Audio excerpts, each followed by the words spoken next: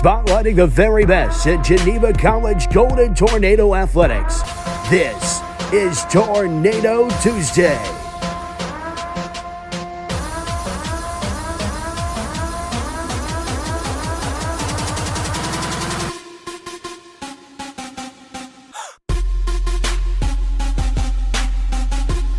And now, here are your hosts, Van Zanik and Andrew Fee.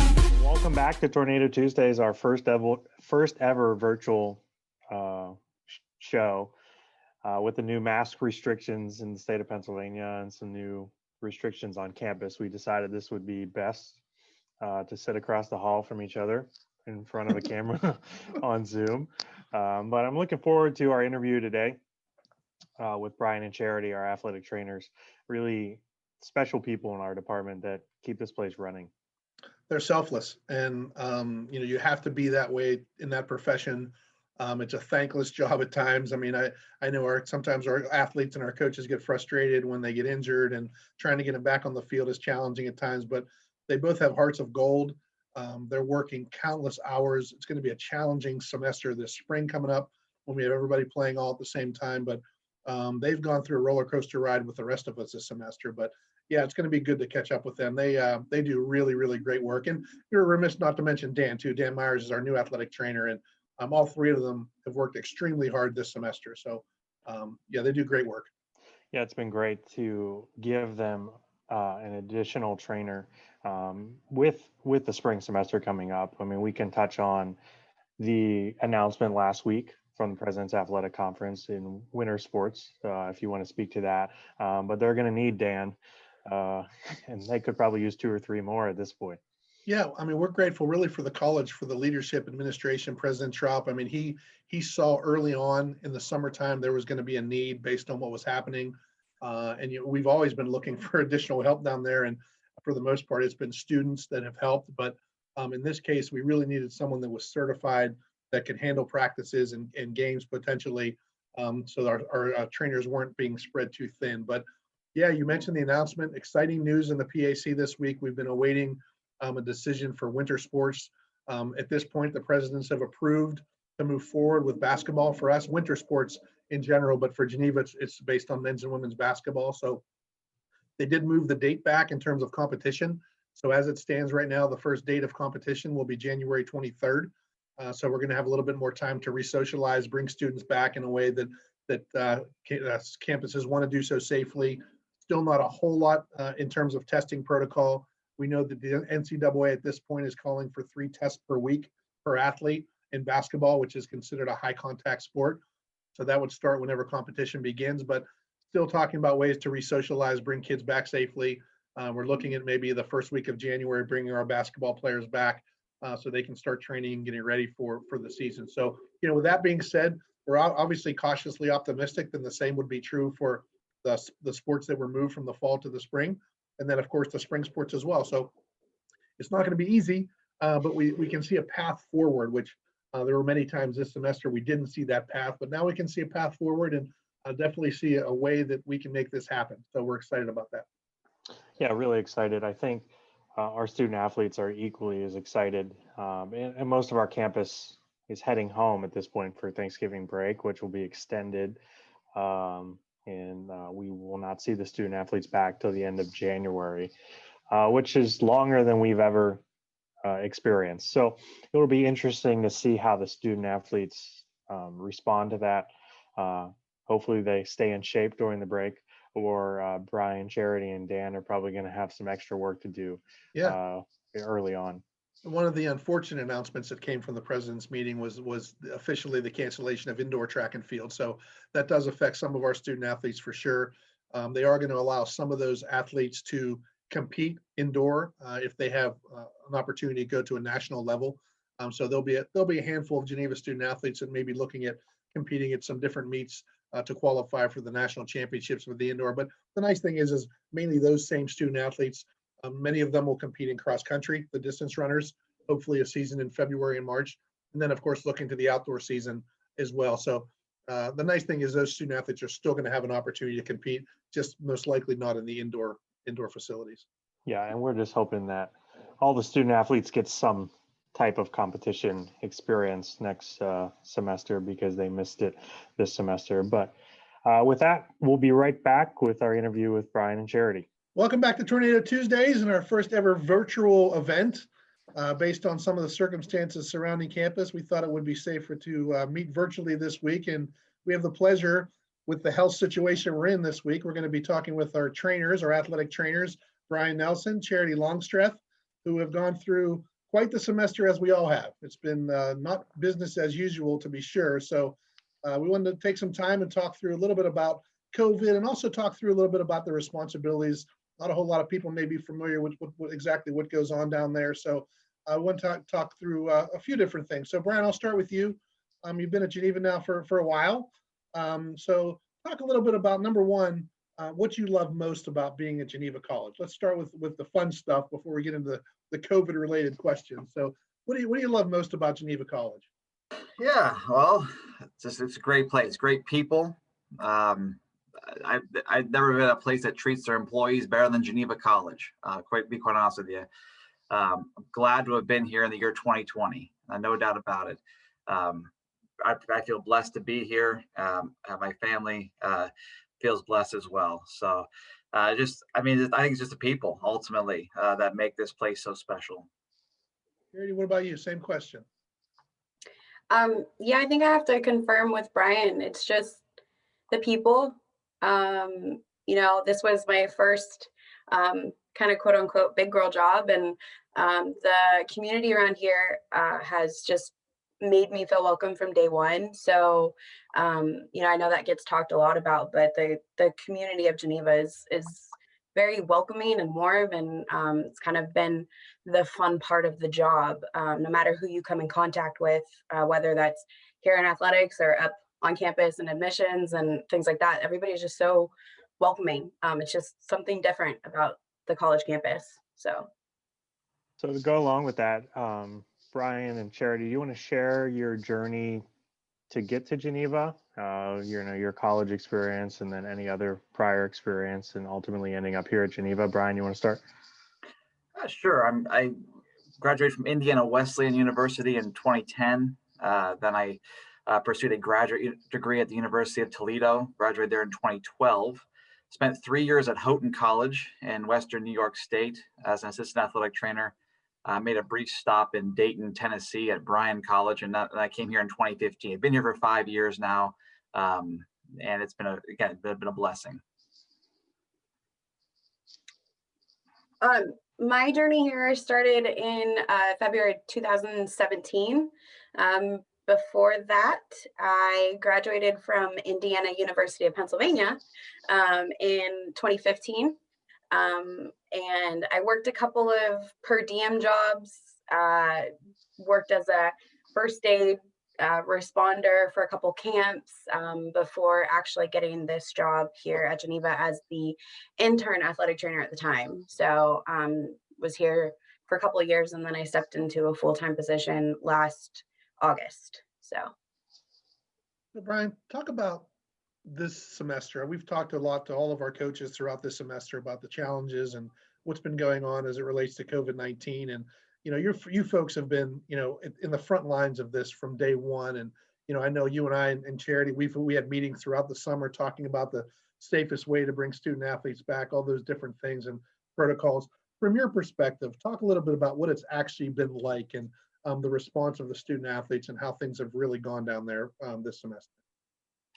I think it's actually gone fairly well, a lot better than I thought it was going to go in terms of the student athletes adhering to the protocols. And for instance, we've been, the daily temperature screening has been really highly, people have stuck to it.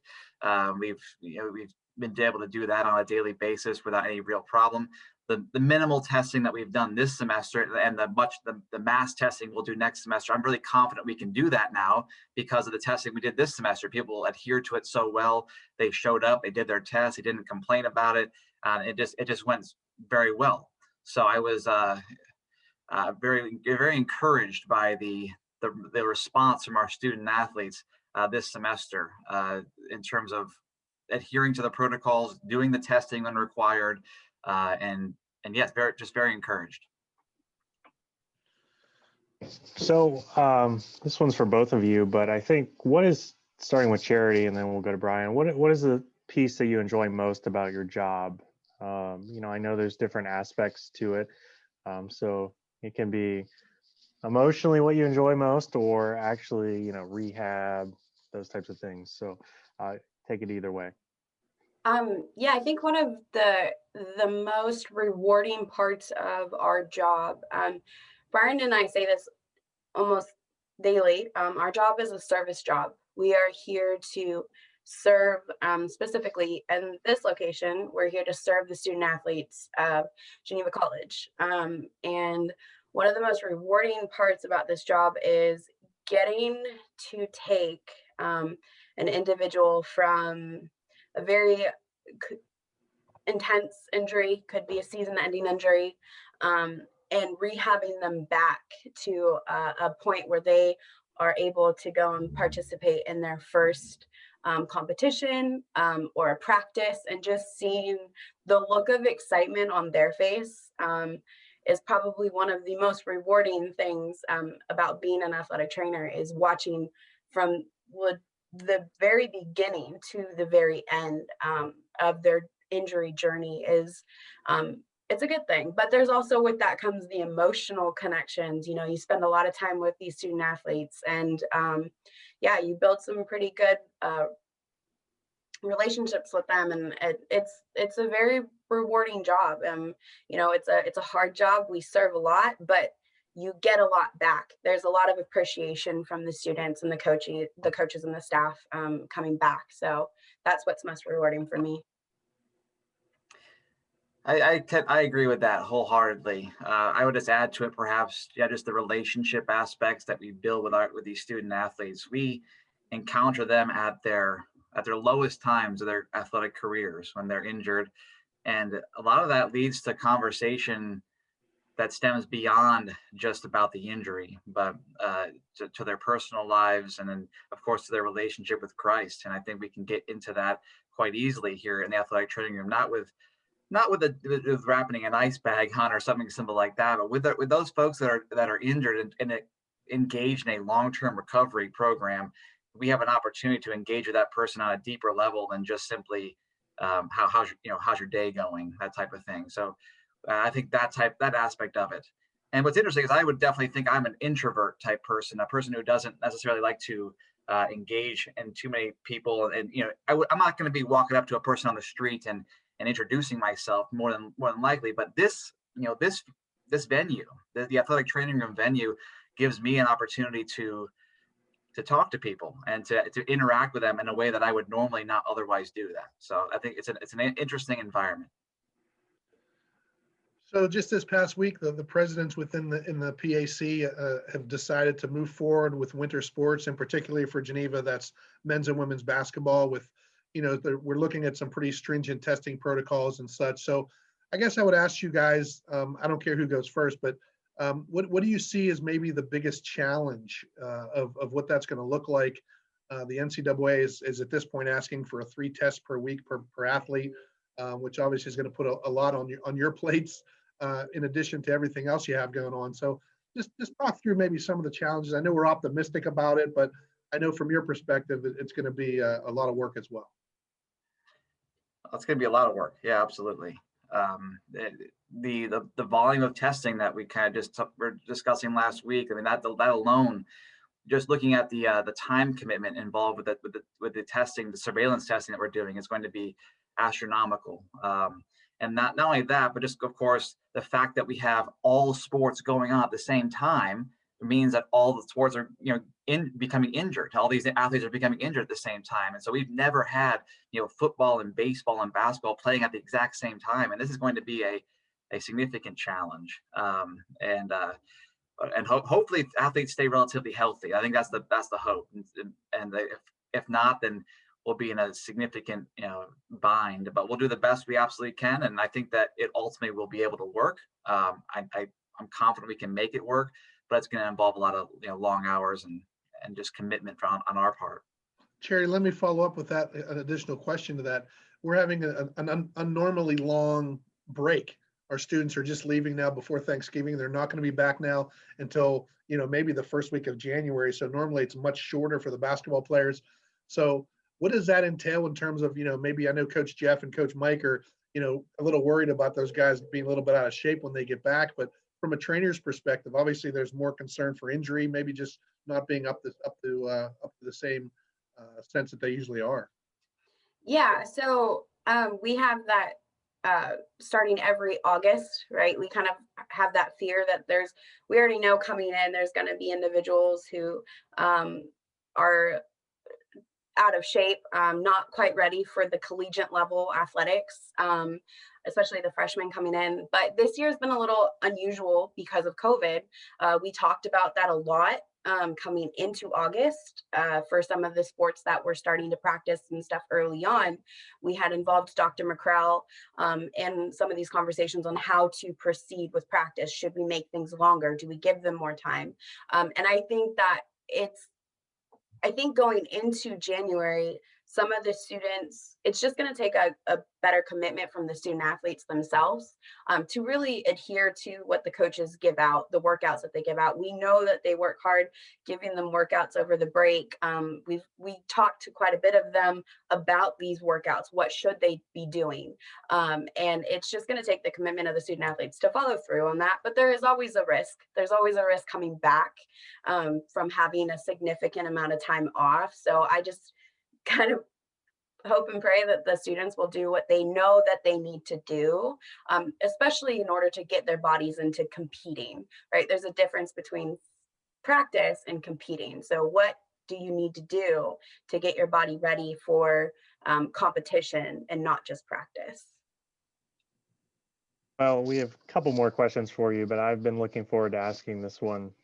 So as a sports medicine professional, sometimes you're forced with taking the star athlete off the field, and the coaches aren't thrilled about it. How do you approach those conversations where, you're in a situation where you have to make the best decision for the student athlete in the middle of a competition? I'll let Brian answer that first, and Charity, you can follow up. I take the approach of just education. I try to educate both the student athlete and even the coach at times of why we're making this decision, and just try to give them as much information as I possibly can. I feel like that helps people understand a little bit more. Like this is the reasoning why we're doing this, why you can't play. Once the person understands that, whether it be the coach who's giving me a difficult time, or whether it be the athlete themselves who's giving me a difficult time as to why they can't play, once they kind of understand and they see a path forward, just educating the athlete and the coach as to why that they're being held out is a significant factor for me. Yeah, I think the being here at Geneva and then other places, the coaching staff here are very receptive to what we tell them. You hear a couple of comments here and there, but overall, my conversation really is driven at the student athletes, because the coaches here have been very yes, it's your guys, you tell me what to do, because I don't know anything about this, right? And so I think that it's actually coming from the students a little bit more, the pressure to, I want to go back in, and so I agree with Brian, education, and also, just letting them know that there is a true risk of putting you back out there depending on what the injury is, and that, it's my job. It is my job as a licensed athletic trainer to make sure that you are safe, and to make sure that you're not going to further yourself or injure yourself any further. And so it's kind of not just your name riding on the line, it's my name too. And so this is why I think, so educating is good. But I've been other places where the coaches aren't as receptive. There's a lot more fighting involved, and that's not always fun. So I'm very grateful that the coaching staff here have really been receptive to our moments where we do have to pull out their star players, or we tell them, hey, they're not available for your game this week. They've been not happy, but receptive, and just kind of okay, we trust you. So I think maybe one thing that some folks don't realize about you guys, you also teach. So you're teaching, Brian, first aid and all different things. Charity, you're doing CPR training and you actually give training to the coaching staff as well. So talk a little bit about that aspect of it. I know Brian and I have had conversations. I know you love being in the classroom, Brian, and that is a little bit of a different relationship that you normally would have with the students actually being in the classroom with them. So talk a little bit about that experience. Yeah, I teach PED 255. It's the Introduction to Athletic Training course.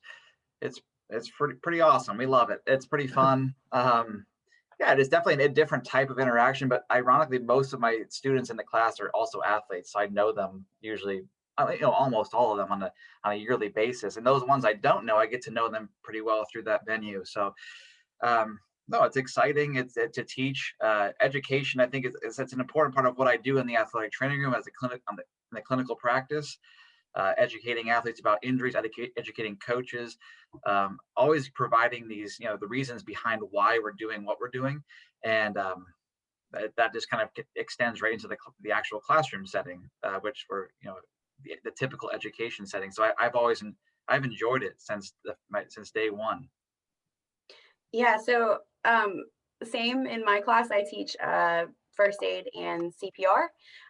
And most of my students end up being our student athletes. And I think they think that because they know us, it's just like an easy A class, but we do challenge them a little bit.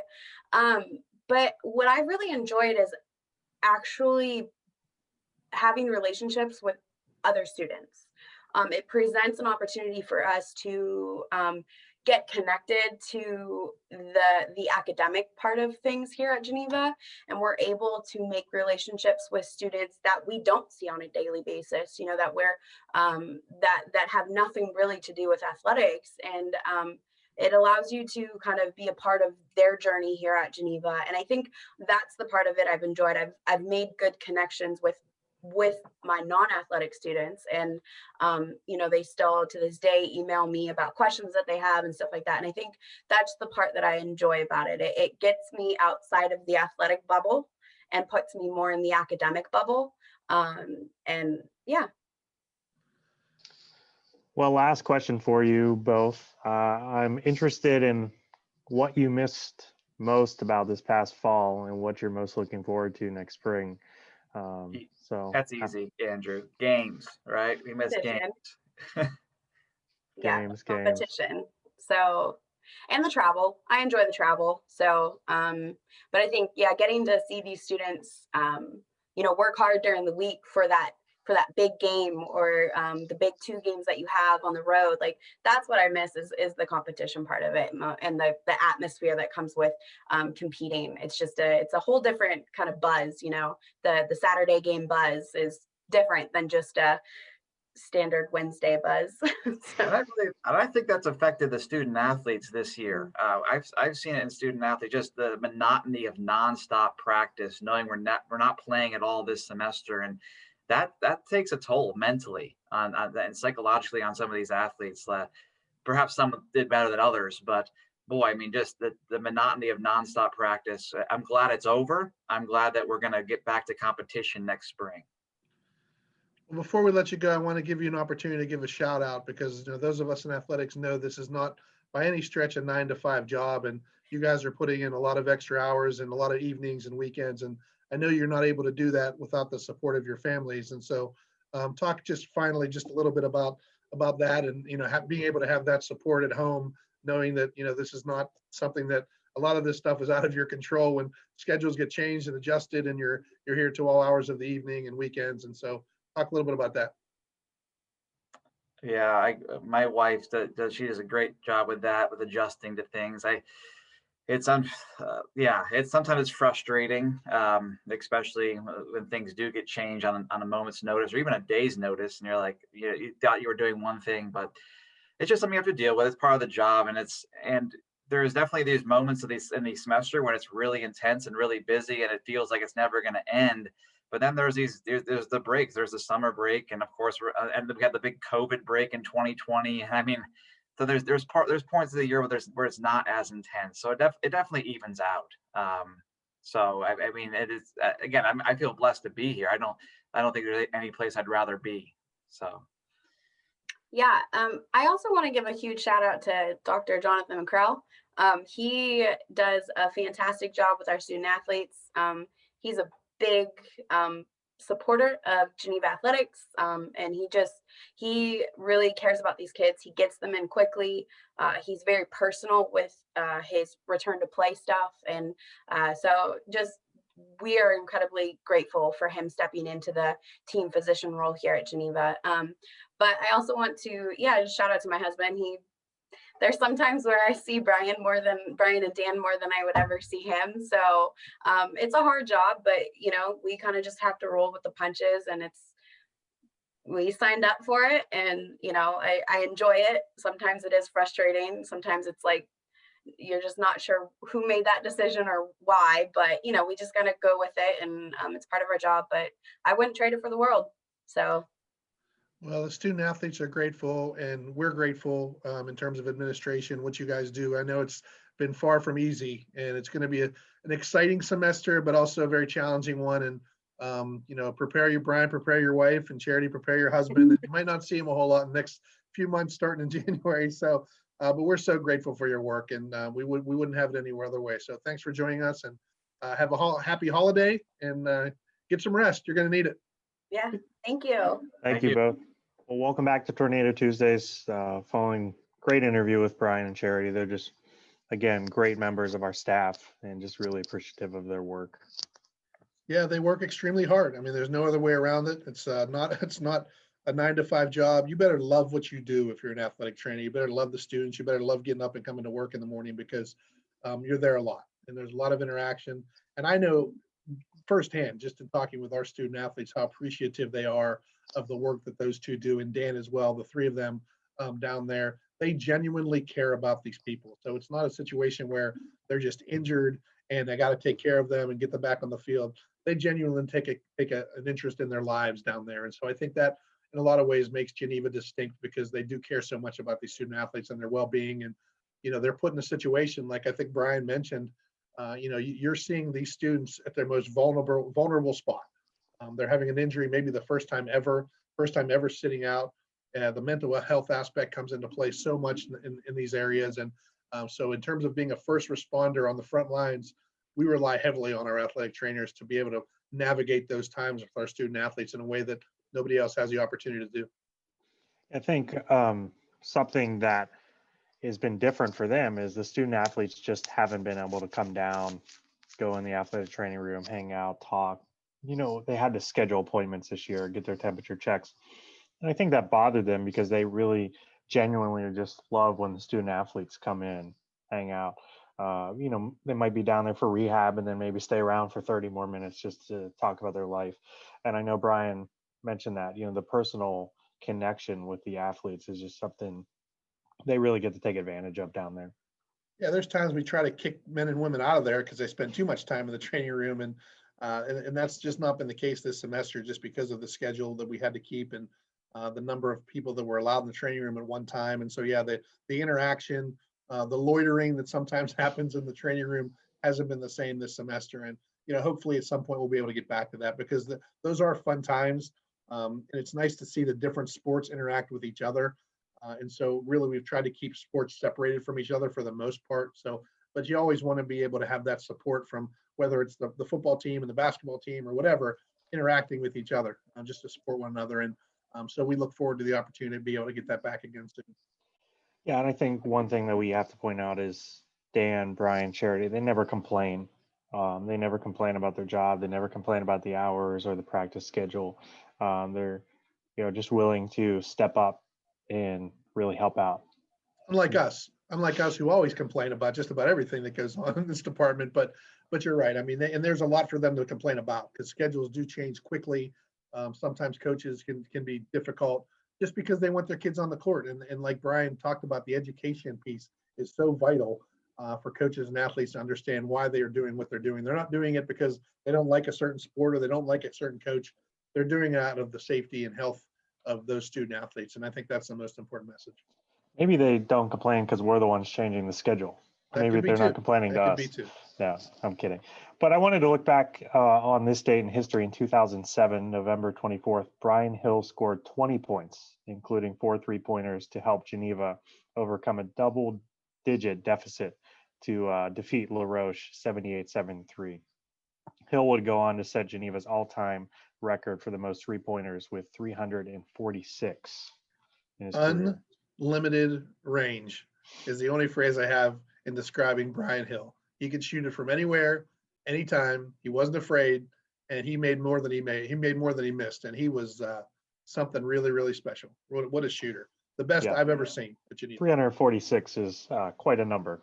Yeah, the numbers speak for themselves, but I mean, literally watching him, the best long distance shooter I have ever seen at Geneva College. Just unbelievable. Well, next week we're going to be off for the extended Thanksgiving holiday. And then we'll be back the following week with our Dean of Students, Jamie Swank, who does a great job supporting athletics and the student athletes at Geneva.